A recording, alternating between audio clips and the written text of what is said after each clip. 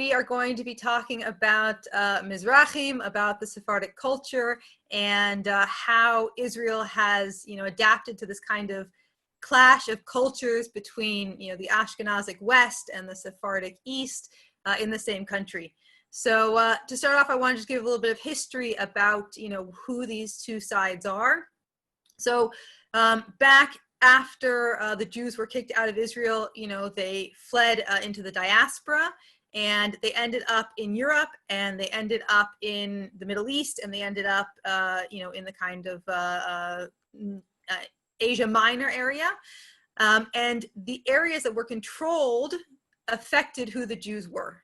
Right? Because Jews we live in a kind of bubble, but you still have to interact with the outside world. You still have to, learn who your rulers are and what they want. So the Jews who were under the Christian group, those are the Ashkenazim, the kind of Western world, they created a very specific kind of culture and language and food and dress. And then the Jews under Arab rule, mostly in the North Africa and Middle East, created a separate culture, a separate languages, and food and dress. And these two cultures were separated from each other for hundreds of years. They didn't have much interaction with each other until we get to the modern day. And that's really where we're going to kick off, is that Israel is on its way to being a state. And the majority of Jews living in, the Palestine land of Israel area pre-1880 were Sephardic, but they're relatively small in number. But after the 1880, and we have these Aliyah movements, the Ashkenazim, these European Jews, begin to move into Israel, and they move in rather large numbers into concentrated areas. And they have this dream, right? There's kind of this myth of Israel that we build around the history of Israel, around Theodor Herzl and his dream of this, democratic Jewish state and this utopia for Jews. And everyone we think about, they're Ashkenazim, right? We think about Ben Gurion, and we think about Herzl and Shimon Peres and Chaim Weizmann and all the big founding fathers of Israel. They're all these Western European Jews, Eastern European Jews, who have a very specific mindset, right? They come in a certain kind of culture. And in the early years, the enemy of Israel was very clear. It was the Arabs, the surrounding nations who wanted to destroy Israel. Right? So there was kind of this, white Western Jewish outlook versus, these Arab neighbors who wanted to destroy them.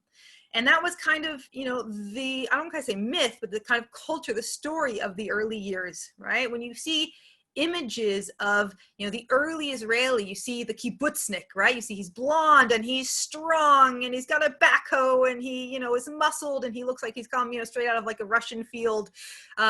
And that was the image of this Jew, of what we want this Jew to be. And as we create the state of Israel, it's 1948, it's 1949, the Jews in the Arab lands begin to struggle with their leaders, right? The Holocaust started to turn these nations, these leaders, against their Jewish populations. Many of the populations had been suffered persecutions. There had been riots. There had been people been taken to jail, and so these Jews were basically being pushed out of their homes. And as the states created in 1950 and 1951, these Arab states began to expel their Jews, and the Jews don't know where to go. There's this great state of Israel, and en masse, about 700,000 Jews in the first 10 years of the state are going to move into Israel. And suddenly, Israel doesn't know what to do. It's a brand new country. It has no money. It's barely surviving itself. And we have 700 new immigrants who are coming with nothing but what's on their back, who speak a funny Hebrew and who look like the enemy. They look like the enemy. They kind of talk like the enemy, this, Arab nation. What do we do? Oh, can you turn on my screen sharing? Sorry. So we have this 700,000 Jews. Again, the population in the early years of the state is, 1,000,000, 1,500 as we head into the early years of the state. There we go. Oops, sorry. Hold on one second. There we go. Okay, back to the end. Okay. So what do we do with them? So what Israel decides to do is what's necessary for the state. We're going to put them into what are called mabarot. Mabarot are basically transit camps because, you know, we have a population, we need to put them somewhere. We're going to basically build these tents and, you know, shelter houses to put them up in. And where do you put these places, right? They need to be places where we need a population. Now, where does every Jew want to go when we come to Israel, right? They want to go to Jerusalem or Tel Aviv, you know, the big cities. But Israel doesn't need population there. We have Jews in Jerusalem and Tel Aviv. No, we need the Jews in the periphery. We need them protecting the borders. There's a phrase I use a lot when I'm teaching at MUS, and that's where the plow stops, the border begins, right? The second there isn't a population, that border is a dangerous border. People can attack it.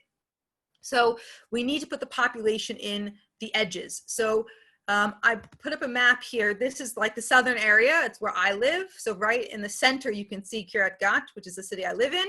And I want to pull up two specific examples of these ma'abarot, okay? The first is Sderot. Now, you might have heard of Sderot. It's kind of a famous town for being close to Gaza, right? You can see the outline of Gaza down in the corner. So why is Sderot built as a development town? Well, it's built because of its location. There needs to be people on the border with the Arabs, in that time, the Egyptians with Gaza, right? The Egyptians are in Gaza then. So we need people on that border so that when the Egyptians attack, there's a buffer, right? It sounds terrible, but that's what we need. We need people there. So that's why these towns are built, right? The towns of Yad Mordechai and Sderot. The other one I circled is Achuzam. So I circled Achuzam because that's where my husband's family was put when they came off the planes in Tel Aviv, and they were brought down to Achuzam. Now, why Achuzam? Well, Kiryat Gat was built as a periphery city by industrialists.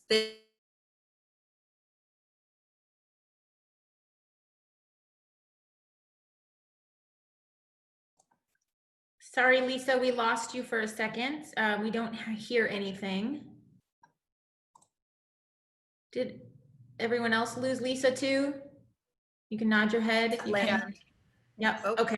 Sorry, Lisa, you cut out. Can you back up about 20 seconds? Yeah, sorry. So I was saying that they needed a place that was close to the water and also within about, you know, an hour or two of Tel Aviv. And so Kiryat Gat is nice and it's flat and it serves both of those things, right? It's very close to Tel Aviv and it's very close to the port. So they built this city, which was full of industry, right? It has polgat, which is clothing, and sugat, which is like dried fruits and vegetables and that kind of stuff. And so around it, you can see there's a series of these little development towns, Achuzam, Even Shmuel, Menucha, Segula, all these areas, where they put these Mizrahim, these settlers, they put them in these areas to feed into and to work either the agriculture around it or in the factories. And it was basically cheap, very cheap labor that could be used in these areas. And so that's what these development towns, these ma'abarots, were for. Now, as you can see in the last picture, they're not, you know, the nicest areas. These are some pictures of Kiryat Gat. This was the big city, right, for the ma'abarot, for the transit towns. And even this, you know, was a very basic outlying town. And so, you know, these people were taken off and they were expecting to go to Jerusalem and the holy city and, you know, this country of Israel.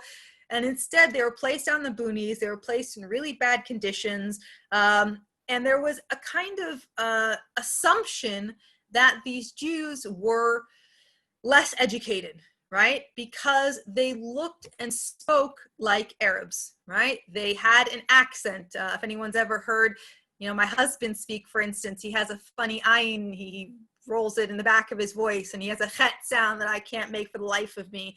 And so, you know, they spoke like Arabs and they had different accent and they wore similar clothes to Arabs. And so there was this idea that they were almost barbaric.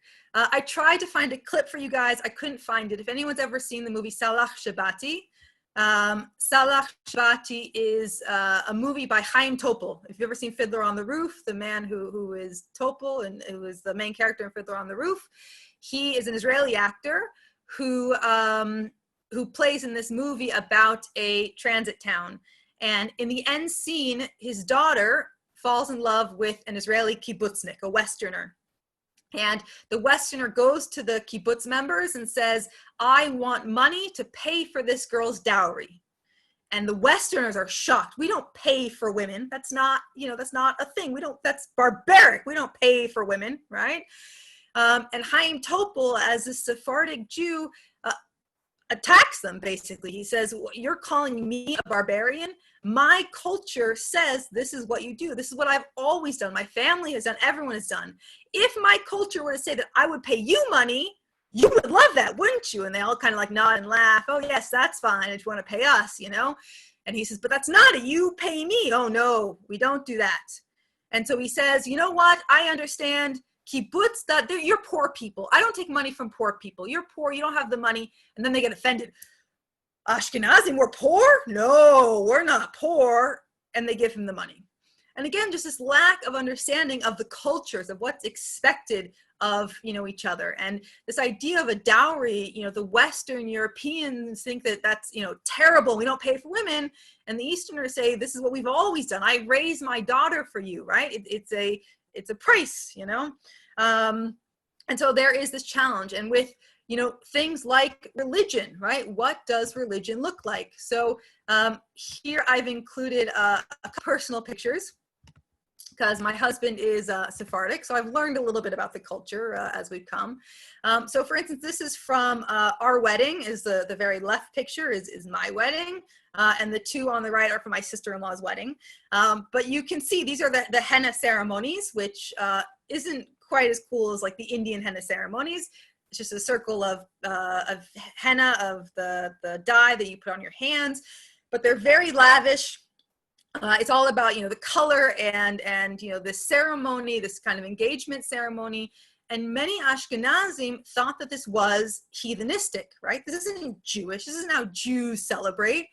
And all of these Middle Eastern cultures who all have slightly different hennas said, but this is how we've always done it, right? This is how we celebrate an engagement. This is part of our celebration. But they were looked down on as being too Arab, as not really being Jewish. So there was this huge tension in between the two cultures. Now, this begins to change a little bit, starting with music. Music is a really important handhold for the Sephardim because the Ashkenazim had control of the universities, the politics, but music spoke to the people. And from nearly the beginning of the state after the mid-1950s, about half the Israeli population is Sephardic, Jewish population is Sephardic, up until today. And so, you have these people who are fighting to be mainstream and heard, and there's half the population that wants to hear this type of music. So the very first famous singer is called Zohar, the Zohar, the king. And he, beginning in the 1970s, begins to produce rather traditional Sephardic music. And the radios don't want to play him. They think that it sounds, not like good music. This isn't, classical music. It isn't even Western pop, right? This isn't cool like the Beatles or whatever, right? This is, terrible, untrained Sephardic music. And I want to just give you a couple seconds of his music so you can kind of hear what it sounds like. I hope the quality is okay.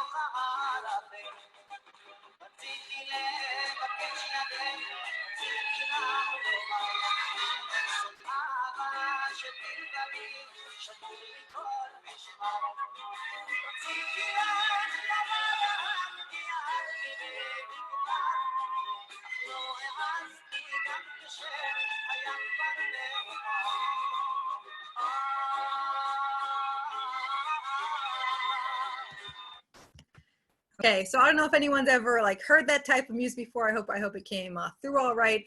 But it's very Middle Eastern, right? It's the back of the throat. It's a kind of Spanish influence, and he became really popular amongst the working class, right? It was a bit of a challenge because he also happened to be a really terrible person. I don't know if that's okay to say. He was in jail a lot, and there was a lot of again, stereotypes that were kind of built.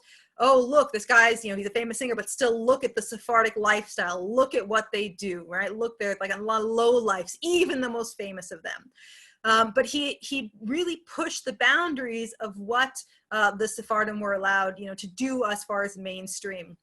Now, perhaps even better example comes as we head into the late 70s and early 80s. And she is perhaps my favorite singer, of all time. And her name is Ofra Haza. She, if anyone has ever watched The Prince of Egypt, she sings in The Prince of Egypt. I don't want to make it that her claim to fame, because she's an amazing singer anyways. But what I want to show you here is a clip from a song called Frecha.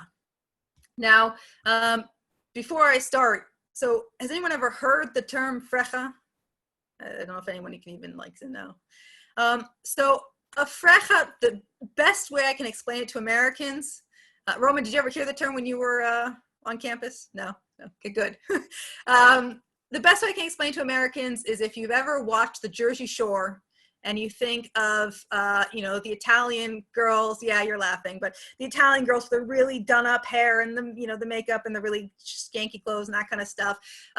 A frecha in Arabic, it means like a clucking chicken. It's supposed to be a happy noise. It's like a good name, but it's come to mean a very derogatory term for Sephardic women who are seen as loose, basically.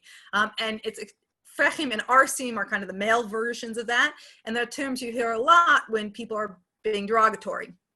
And so Ofra Haza made a movie, and she was asked to sing a song called Frecha. And the song it's hard because the song basically, the whole movie is about a Sephardic girl who falls in love with an Ashkenazi educated guy. And then at the end, basically turns him down and says, I don't want your lifestyle. That's not what I want. And the song talks about how she's just, all she wants is to dance, and all she wants is to wear high heels, and all she wants is to have fun. She doesn't want to be, smart and tied down. But the end of it talks about how all that's left for her in the end is the projects, right? That she's having the time of her life in her 20s, because when she gets older, that's all there is. And every time Ofra Haza sings this, in concerts, she always kind of starts it with frecha is a bad term, but she always tries to kind of talk around it. But the song is taking on kind of a nature of its own. So I'll play you the original song, and then I kind of want to talk about what's become of it in recent years.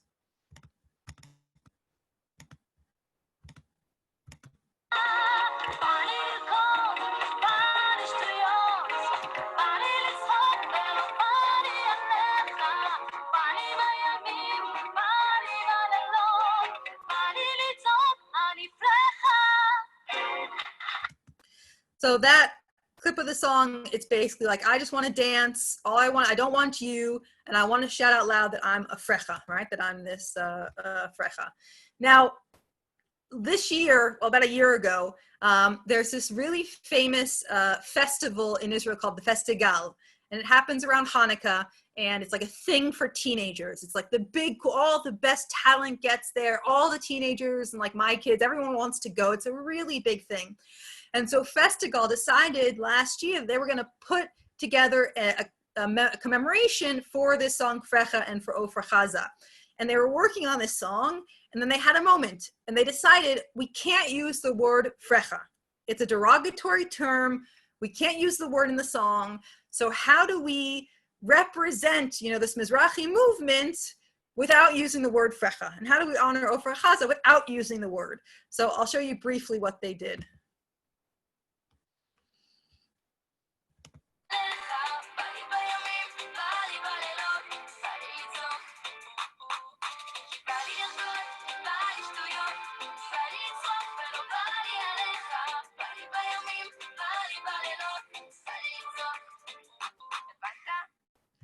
So they basically just totally left the word out. They just made a silent moment. And a lot of people thought this was really funny. Like, it was so obvious they didn't use it, right? They were like, it made it even more noticeable than if they'd used the word.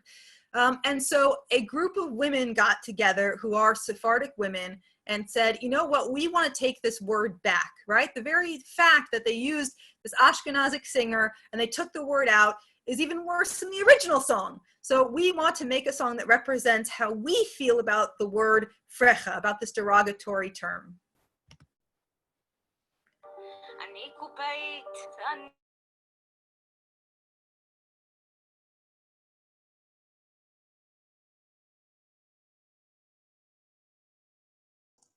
Lisa, we lost the sound.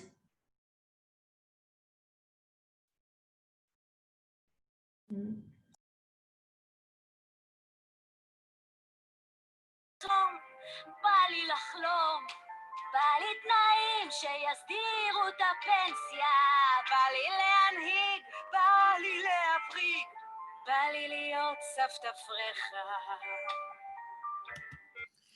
So again, they kind of, took the word back, right? I want to be a frecha and everything that means. I'm a working class woman.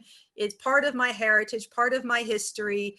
And that's, who I want to be. And so there's kind of this tension, even today about these terms, right? What does it mean to be a frecha, to be Sephardic? Is it derogatory or is it not? In the last 20 years, this kind of, Sephardic music, Mizrahi music has become really popular. Singers like Kobi Peretz, Eyal Golan, who are all, big names, even like Sadik and Ben El, right, pull from this kind of Sephardic music.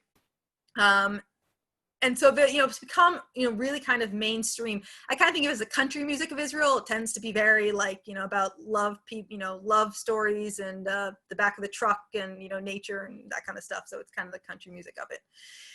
So that was kind of the first movement of making this Mizrahi movement mainstream. Now, the second area happened in the religious areas because, again, the Ashkenazim saw the Sephardim as not really being Jewish, right? They ate milk and meat, separately, but on the same glass bowl. And that was, that's not really being kosher, right? They eat rice on Pesach. That's not really, being kosher, right? They have all these habits that aren't the same. For instance, it is an interesting thing because in the West, starting in the 1800s, we have these movements of the Reform movement, the conservative movement, and there's a levels of Judaism, right? You can apply Judaism in different ways. But in the Arab world, that never takes hold. In the Arab world, you are religious or not. There's no kind of, in between. And so when they come to Israel, there's that same kind of thing. You find a lot of Sephardic people. If you ever watched in Israel, like The Big Brother or, any of those reality TV shows, oftentimes there's, this 20-year-old girl on it who's Sephardic, who's not religious at all, right? Doesn't keep Shabbat or anything, but she has a picture of this great rabbi, the Baba Sali, above her bed. And, she prays to him when she feels the need, for support. So there's always kind of this spirituality, this certain connection. They light candles every Friday, even if you're not religious, because that's what you do, right? There's just a level.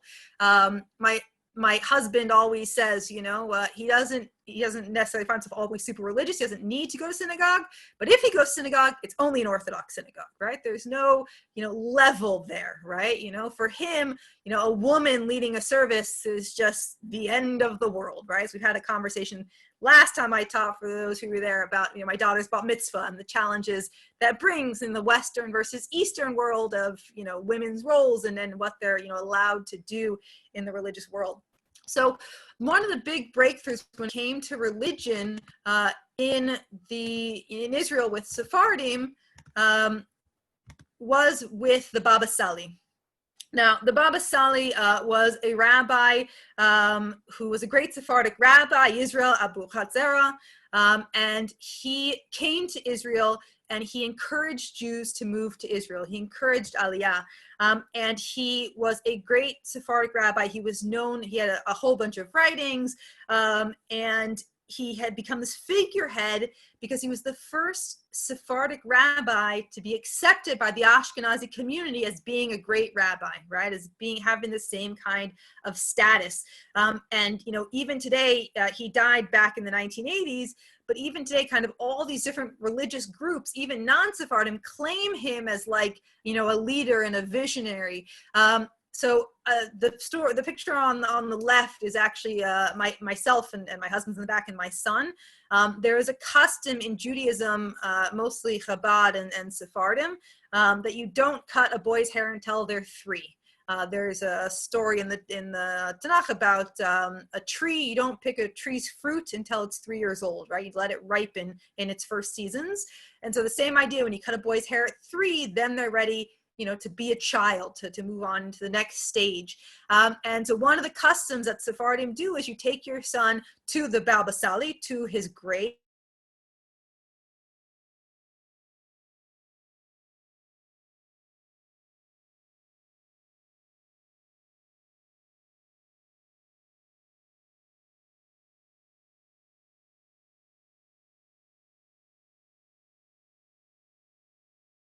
It's not, you know, the same kind of superstition that a lot of Sephardim have. So it's a very common thing to do. Another major rabbi in the Sephardic Israeli world was Ovadia Yosef. And Ovadia Yosef came from Iraq, and he, funnily enough, his name was actually Abdullah, the Arabic version of Ovadia. And when his family moved to Israel, they changed their last name to Ovadia. So he was Abdullah Ovadia, and then he used the Hebrew of Ovadia. And then he ended up, when he became an adult, changed his last name to Yosef, which was his middle name, so that he wouldn't be Ovadia, which I guess makes sense. And so Ovadia Yosef became the chief Sephardic rabbi of Israel in 1973. Now, there are always 2 main rabbis of Israel, an Ashkenazic one and a Sephardic one, because they're slightly different values. And what Ovadia Yosef saw was that the Sephardim didn't have an equal voice in the parliament as they had a population of people in Israel, right? So I said they're about half the population of Jews in Israel, but they always had very few seats in the government. And so in the 1980s, he created the party called Shas, okay? Shomrei Torah Sfaradim, or the religious, basically the Torah following Sephardic Jews. And he wanted this group for all Sephardic Jews, for kind of the working class of Jews. I just wanted to read to you a second what their statement was. The stated purpose of the party is to return the crown to the former glory, to protect the religious and cultural heritage of Sephardic Jewry, and to rectify what it sees as the continued economic and social discrimination against the Sephardic population of Israel. So again, they see that the Sephardim from the very beginning have been kind of second-class citizens. They tend to be working class. They tend to have less rights. They tend to be looked down upon. They don't have representation in the Knesset or in the Supreme Court. And so he wanted to fix that. Shas had huge showings in areas like Netivot, in Kiryat Gat, in Beersheba, in the periphery towns where there are large populations of Sephardic Jews. One of their main forms to this day is getting money back, reparations from Arabic countries who kicked their Jews out, right? There's a lot of discussion in Israel. There's the Palestinian refugees who fled Israel, about an equal number of those that Sephardic Jews that came in. And so, there's a discussion that if the Palestinians were to get retribution from Israel, were to get some sort of money payment, that the Arab world also owes Israel then, or the Sephardic Jews, for what happened to them. And so Ovadia Yosef became a very big figurehead, right? So there's an ad at the bottom. This is a Shas ad, and it says pension for all the workers, right? They're very much based on the working class, because that's what most Sephardim are, kind of blue-collar workers. And people made him a saint, right? He changed the world, the spokesperson for the Sephardic Jews. My husband's family, who kind of range, on the religious levels, many of them immediately vote Shas, because that's what Sephardim do. Those are your people. They're the ones who are looking out, whether you're religious or not, they're the ones looking out for you. The image up on the top right, Ovadia Yosef died in 2013. Estimates have those who attended his funeral as high as 850,000 people. You can see how crowded the streets are. His really close followers claim that's the largest number of Jews that ever congregated since the Second Temple time, you know, showing what a great leader he was and how amazing he was. The last kind of image here I wanted to show before I bring down the PowerPoint is Mimouna. And so, you know, things are starting to begin to change, and the Sephardim have influenced the very nature of Israel and what it means to be Jewish in Israel. So Mimouna is something I'd never heard of when I was growing up. It is a Sephardic holiday that happens at the end of Passover. And the history goes is that the Jews in North Africa were so close to their neighbors that at the beginning of Passover, they would sell all their flour and, you know, goods to their neighbors. And then after Passover was over, in order to thank them for that, they would invite them all for a big party the night that Passover ended, and they would have mufleta, it's kind of crepes, and they would make all these cookies, and they would have, you know, a meal with their Arab neighbors, and that's the base of Mimouna. Now today, it's become a huge thing in Israel. On the left here, you have Bibi Netanyahu, and on the right, you have Reuven Rivlin, who's the president of Israel. Neither of whom are Sephardic, but they, you know, they go to these, the heads of state go to these events, and they are seen at these events, and it's become a big part of Israel. In Israel, you know, there are noise laws. You know, you can't play music beyond a certain hour. There's 3 days a year that there are no noise laws, that you can play music as loud as you want, as late as you want. And those are Independence Day, Lag BaOmer, which is bonfires and stuff, and Mimouna. And so this has become so much a part of the culture. It's only about 5 years now that's been a law, that, you know, it's become part of kind of the mainstream of Israel, right? And in fact, you know, personal story about that is that my husband's best friend is a Knesset member, and he actually passed the law about Mimouna, and I didn't know it had passed the year it passed, and my neighbor was blasting music about 3 in the morning, had karaoke going very, very loudly on Mimouna. It sounded like it was inside my window. And I called my husband and said, can't we call the police or something, because I've had it. It's 3, I know it's Mimouna, it's 3 in the morning, I'm about done. And he said, no, you know, my friend passed a law saying, you know, there's no rules tonight, we can't, there's no police are answering. So I called his friend at 3 in the morning. This is your fault, you know, I can't believe you're doing this. But it's that much become a part of the society. So, you know, this how much it's influenced Israel goes deeper even than things like Mimouna. You know, the very nature of Israelis, right? When we think of Israelis, something that always flips me out as an American is the double kiss thing. You know, when you meet people, you give like the hug and a kiss on each cheek or half a kiss. It's a very Sephardic thing, this lack of personal space, the warmness, right? The ability to everyone's your best friend. That very much comes from the Sephardic culture. The bromances, if anyone has, you know, knows anyone in the army or knows any Israeli males are really comfortable around each other in a way that I think most Western males just don't have, right? There's this kind of like distance of we have to keep, but the Sephardic culture just doesn't have that kind of separation. And so, you know, especially, you know, you see this in certain areas of the army, right? Like Golani, which is stereotypically Sephardic and kind of, you know, the tough ramblers, you know, these big bro moments and the hugging and the kissing, which is just something that I think most Westerners find very odd. Things like Israeli food, right? There's always the big fight of where does hummus come from? Is it Israeli? Is it not? And, you know, that kind of thing. But you won't find Israelis eating bagel and lox. We had anyone on my Facebook knows a big conversation on my Facebook today about it. You know, how can you be a Jew and not have bagels and cream cheese and lox? That's, you know, that's what Jewish people are.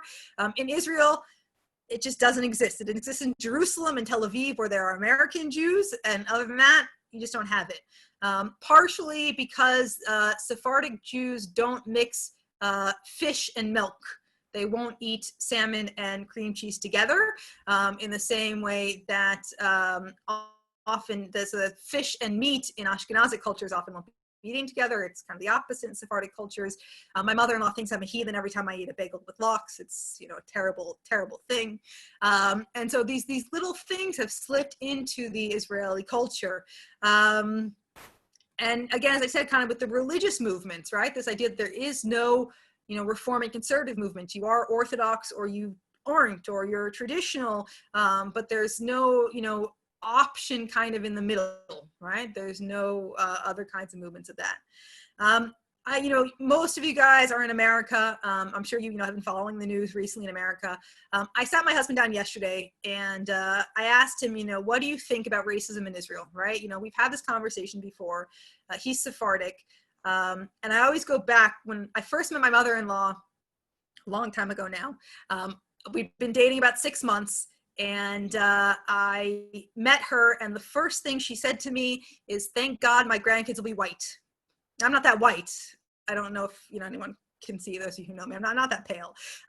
But for her, it was like a good thing. My grandkids can pass, right? It's, you know, this kind of same language that we hear oftentimes in America, right? That, you know, we want people who can look Ashkenazi or who can look white.